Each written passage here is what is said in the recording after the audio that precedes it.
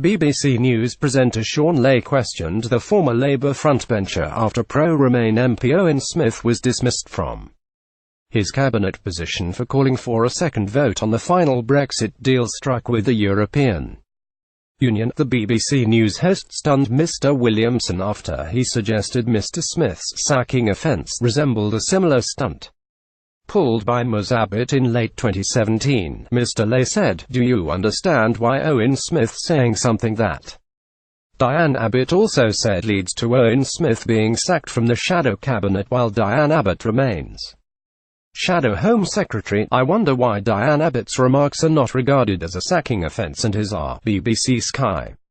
NEWSBBC News host Shaun Ley owned Chris Williamson with his brilliant quip on Diane AbbottMr Smith broke ranks with Labour leader Jeremy Corbyn when he reopened the question of whether Brexit was the right choice for the country in an op-ed published in The Guardian, and urged his party to offer the public a second referendum on the final Brexit deal. He was sacked and replaced with immediate effect by Tony Lloyd, MP for Rochdale. Mr Ley continued, "Let me compare their remarks for your benefit."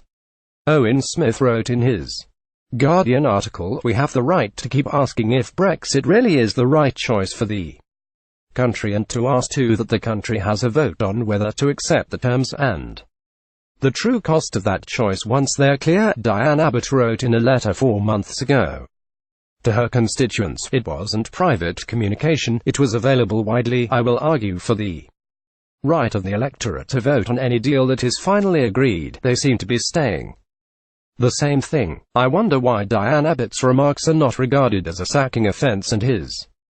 Shaun Ley, "I'm holding the letter in front of me. I mean, you can find it on social media. She was asked about it last night on Any Questions on Radio 4 and she didn't suggest it was a fake." Following a few seconds of stunned silence, Mr Williamson responded, "I don't know. I mean, I don't know. You're telling me it's a genuine letter and it may or may not be.